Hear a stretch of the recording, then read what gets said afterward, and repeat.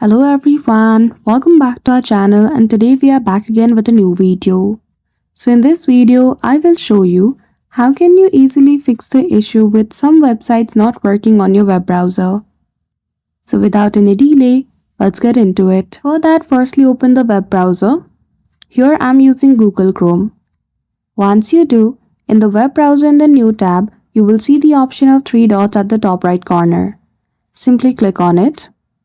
Scroll all the way down and there you will see the option of setting. Simply click on it. After that, in the setting, in the left hand side menu, go to privacy and security.